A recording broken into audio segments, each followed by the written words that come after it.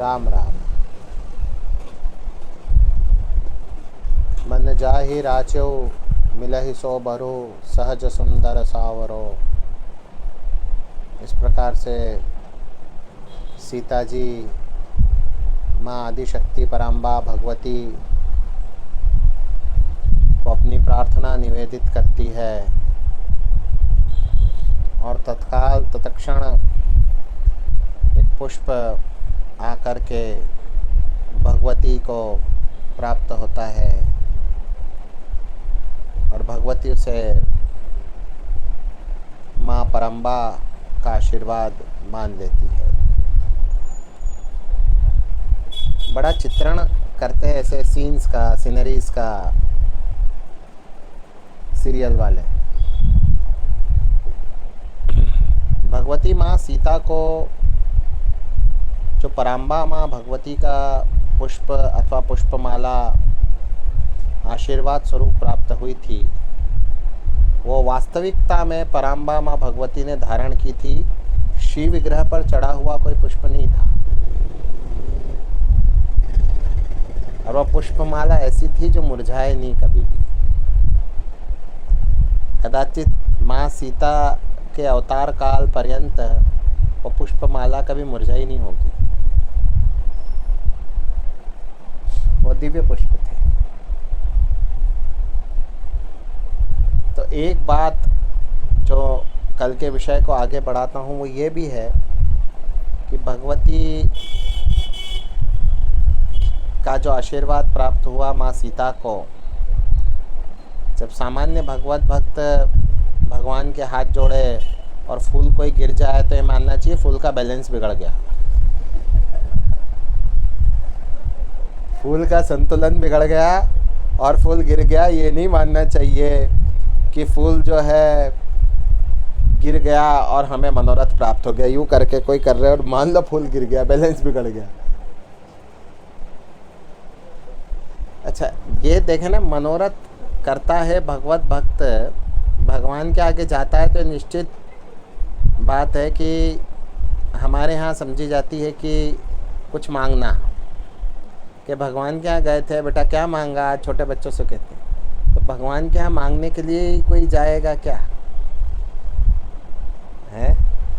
भगवान के दरबार में भगवत भक्त मंगता सिद्ध होगा क्या? पर चलो हम तो मांगते हैं, अनादिकाल से मांगते हैं। कम से कम भगवत चरणार विंदों की रज तो मांग ही रहे हैं, तो अनादिकाल से मांगते हैं हम तो। जीवात्मा जो ठहरे सर्वथा वशीभूत हैं उसके। तो मनोरथ का जो विज्ञान है वो समझ में आना चाहिए कि जब हम मनोरथ करते हैं तो हमें कैसे परिणाम प्राप्त होते हैं। मनोरथ का क्या महत्व है? मनुष्य ऐसे स्थानों पर जाना पसंद करता है जिन स्थानों पर मनोरथ पूर्ण होते हैं अथवा मनोरथ पूर्ति का बड़ा यश हो। जैसे अपने यहाँ नहीं, पश्चिम दिशा में राजस्थान में बड़े स्थान हैं जहाँ कहा जाता है कि यहाँ मनोरथ पूर्ति हुई। बहुत सी कथाएं प्रचलित होती है कि कंगाल आया करोड़पति बन गया, वहाँ कंगाल आया करोड़पति बन गया। तो एक सर्वसाधारण ये सोचता है कि मैं भी जाऊँ और करोड़पति बन जाऊँ। मनोरथ प्राप्ति है तो मनोरथ प्राप्ति का विज्ञान ये है कि भांति भांति के मनोरथ भगवान के चरणों में किए जाते हैं कि ऐसा होगा तो ये करूँगा, ऐसा होगा तो वो करूँगा, और ये करूँगा और वो करूँगा, ऐसा करूँगा। और फिर कार्य संपन्न होने पर वो मनोरथ किए जाते हैं। प्रसिद्ध श्री सत्यनारायण महात्म्य में भी वर्णन है कि साधु नामक वैश्य ने बहुत से मनोरथ किए। संतान होगी तो संतान हो गई, बड़ी होगी तो बड़ी हो गई, ब्याह होगा, ऐसे बहुत सारे है ना। इसी तरह से है ना। कुछ आश्चर्यजनक बात यह है कि जब उसको दुख सुख प्राप्त हुए और जब दबाव में गन पॉइंट में उसने कर भी ली तो एक ही करी, तो इतने सारे करने थे ना, इतने बार बार मांगे जा रहा था वो। उनके ब्याज कितने हो गए थे, कितनी बार मांग रहा था, है ना वो। जब बच्ची होने के पहले मांग रहा था, फिर बच्ची हो गई तब बड़ी हो जाएगी, फिर ब्याह के लिए तो अलग अलग करनी चाहिए थी ना उसको। तब तक उसको दुख ही प्राप्त होने चाहिए थे जब तक वो कर नहीं लेता। दामाद के संग गया था, कुछ इस तरह की उसकी स्टोरी है। देखिए क्या होता है, मनोरथ जब भगवत भक्त करता है तब मनोरथ के जिन देवता जिन जिन अधिष्ठात्र परब्रह्म के स्वरूप से वो मनोरथ करता है। जैसे किसी ने सांवरिया सेठ से, किसी ने केला माता से मनोरथ किया, भांति भांति के मनोरथ करते हैं। कोई ग्रामीण ने मनोरथ किया कि मेरे को ट्रैक्टर मिल जाए, मेरे पास ट्रैक्टर नहीं है, ट्रैक्टर प्राप्त हो जाए। अब ट्रैक्टर प्राप्ति के लिए उन्होंने मनोरथ किया हुआ है केला माता। अब जो दिव्य स्थान होते हैं वहाँ की विशेषता ये होती है कि वहाँ पर मनुष्य को जाने से प्राप्त होता है शुभत्व। भगवान के आगे आप खड़े हो गए तो वहाँ प्राप्त होगा आपको शुभत्व। देखिए विज्ञान समझा रहा हूँ मैं इसका, मनोरथ का। किसी भी श्री स्वरूप के आगे आप भगवान के खड़े हो गए, वेंकटेश भगवान, श्रीनाथ जी, सालासर बालाजी, आप उनके आगे नतमस्तक खड़े हो गए, सर को झुका दिया और ध्यान में लीन हो गए, और उन ध्यान में थोड़ी सी भगवत भक्ति अथवा थोड़ा सा कनेक्शन यदि प्राप्त हो जाए तो बहुत सारे आपके प्रतिकूल कर्म बंधन कट जाते हैं। प्रतिकूल जो बोझ लेकर आप चल रहे हैं, पापों का अथवा संतापों का, वो कट जाता है। अर्थात उतने पाप आपके अकाउंट में नहीं रहे। मैं किलो 2 किलो में तो तोल नहीं सकता, लीटर में भी नहीं तोल सकता। तो मैं ऐसे समझाता हूँ, जैसे किसी जीव ने किसी मानवीय जन्म में किसी की हत्या कर दी, उसी जन्म में उसने किसी को, भूखे को हलवा खिला दिया। शुभाशुभ दोनों कर्म करे, किंतु एक हत्या की हुई है उसने।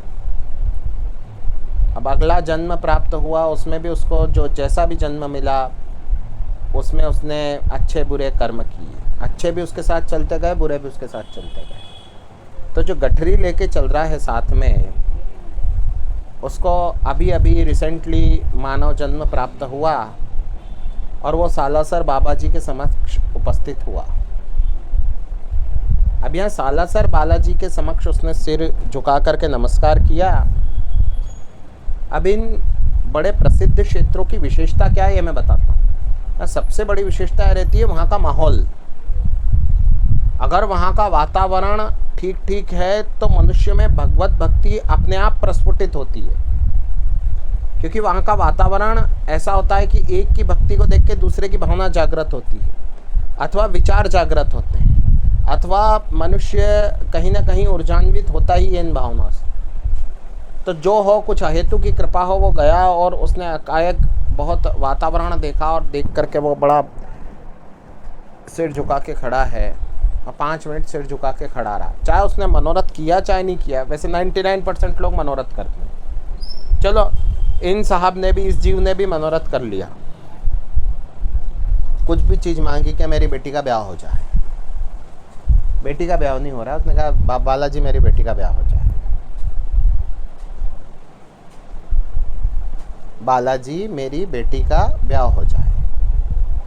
अब बेटी के ब्याह के लिए नमस्कार कर रहा है, लेकिन कोई भी व्यक्ति ना हृदय में भगवान के समक्ष खड़ा होता है तो भगवान का ही चिंतन होता है। साइकोलॉजिकली उसको बार बार वो स्वयं नहीं बोल पाता है कि नहीं बेटी का ब्याह हो जाए, बेटी का चिंतन करने लग जाए, ऐसा नहीं होता। अधिकांश ये होता है कि भगवान का स्वरूप है और फिर माहौल ऊपर से, तो इधर भगवान का स्वरूप है, इधर आरती हो रही है, उनने हाथ जोड़े, देखा अरे बड़ा दिव्य स्वरूप है, मन के तार कहीं ना कहीं कनेक्ट हो गए। 1-2 सेकंड के लिए श्री विग्रह में, भगवान के श्री स्वरूप में, और फिर उसने मनोरथ किया कि मेरी बेटी का ब्याह हो जाएगा। और वहाँ जो 1-2 सेकंड के लिए उसके तार जो कनेक्ट हुए ना, उस 1-2 सेकंड में उसके जो कर्म बंधन था वो हत्या का जो 100 जन्म पूर्व किया था, हो सकता है 5-7 कल्प पूर्व उसका 100वां जन्म आया हो, या 100 कल्प पूर्व उसका 100वां जन्म आया हो। एक एक कल्प में एक एक मानवीय जीवन मिलता है। समझ रहे हैं ये बात समझ रहे हैं, समझ में आ रही है? अच्छा, जो भगवत भक्त को समझ में नहीं आए तो वो कमेंट करके इधर भी या अथवा उधर पूछे मुझसे, तो मैं उस विषय को आगे बताऊंगा। तो मानवीय जन्म 100 जन्म पूर्व यदि उसने कोई हत्या का जो उस पे पाप चढ़ा हुआ था, वो हत्या का पाप त्वरित दूर हो गया दर्शन करने के शुभ प्रभाव से, वहाँ जाने के शुभ प्रभाव से उसका दूर हो गया। और दूसरे उसके जो अधिशासी देवता है, उसके क्षेत्र के जहाँ वो निवास कर रहा है वहाँ के स्थान देवता, उसके घर के वास्तु देवता, उसके कुल देवता, उसके ग्राम देवता, उसके इष्ट देवता, ये जितने देव हैं, ये देव जो हैं वो उसके प्रति इसलिए प्रसन्न हो गए कि इसके हृदय में भाव जागृत हुए, और इसका कर्म बंधन जो है उसका रिकॉर्ड थोड़ा सा ठीक हुआ है। अब रिसेंटली इसका रिकॉर्ड ठीक हुआ है, तो रिकॉर्ड ठीक होने के चलते उन्होंने कहा कि ठीक है, अब इसके बेटी का भी योग संजोग बनाया जा सकता है। तो आशीर्वाद देके उन देवताओं ने उसके बेटी का ब्याह करवाया। अच्छा, सालासर बाबा का इसमें योगदान नहीं है। सालासर बाबा तो अपने श्री राम भक्ति कर रहे हैं। जो सांसारिक फल देते हैं उसमें 99% अथवा 90% जो देते हैं, वो फल देने वाले जो होते हैं वो स्वयं के देवता होते हैं, कुल देवता अथवा स्थान देवता अथवा ग्राम देवता अथवा जो भी बहुत से देवता उनके जीवन में होते हैं, तो वो देवता जो है वो उनको परिणाम दिया करते हैं। हमारे यहाँ आज जो प्रचलन है कि मोहल्ले के कोई देवता अलग है, फिर नगर के कोई देवता अलग है, फिर घर के कोई देवता अलग है, फिर कुल के कोई देवता अलग है, और देवी की भी स्थिति है। तो ये हमारे अधिशासी हैं, ये हमारे गवर्नर्स हैं, और गवर्नर ने देखा कि नहीं इनका इतना स्कोप बढ़ा, तो इतने स्कोप के अनुपात में उसको कहा कि हाँ चल बच्ची का ब्याह हो जाएगा तेरे, और उसकी मनोरथ पूर्ति हो गई। और उसके उपरांत फिर ये इसकी निष्ठा है, उसकी सत्यता है कि फिर वो मंदिर में जा कर के, और जो उसने बोला है, सवामणि किसी ने बोली, किसी ने कोई प्रसाद चढ़ाने का बोला, यथाशक्ति करते हैं जी, तो वो जाके करके आए। वो ये किसी भी मनोरथ का मूल विज्ञान है। यदि सालासर बाबा डायरेक्ट देने लग जाए तो वो मनुष्य बहुत बड़ा भगवत भक्त होगा, और निसंदेह उसकी स्थिति जो है वो प्रहलाद, ध्रुव इत्यादि के समकक्ष नहीं तो थोड़ी कम अधिक होगी, न्यूनाधिक के थोड़ा सा ही होगा उनमें, जब भगवान डायरेक्ट किसी को फल देते हैं। जब आप दरबारों में जाते हैं तब अक्सर आपका कनेक्शन हो जाता है, और वो कनेक्शन आपको फिर फल देता है, और जो फल नहीं मानता है उसको भी ऑटोमेटिक मिल जाता है।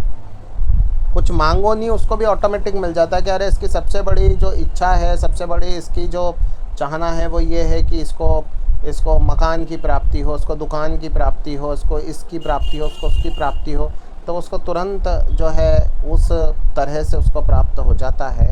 अर्थात कि उसका कोई कर्म बंधन कटा हो, मान लो उसने जेब काटी हो, 3 जन्म पूर्व किसी की जेब काटी हो, चोरी की हो, किसी के यहाँ सेंध लगाई हो, उसका पाप उसके साथ चल रहा है, तो वो पाप का जो दुष्प्रभाव उसके साथ चल रहा है, वो दुष्प्रभाव कटा, शुभत्व, तो उस शुभत्व के परिणाम में शुभत्व बढ़ा उसका, अर्थात पाप कटना अर्थात शुभत्व बढ़ना, तो वो जितना पाप कटा उस अनुपात में उसको जो है ये पदार्थ की हाँ इस अनुपात में इसको मकान मिल सकता है। तो उसको मकान जो है वो देवताओं द्वारा करवा दिया गया, और जब वो दोबारा जाता है स्वार्थ में तो अक्सर उसका ध्यान केंद्रित नहीं हो पाता है, और फिर उसकी प्रार्थनाएं जो है वो अधूरी रह जाती। कहता है पहली बार तो प्रार्थना पूरी हो गई थी, दूसरी बार अधूरी रही।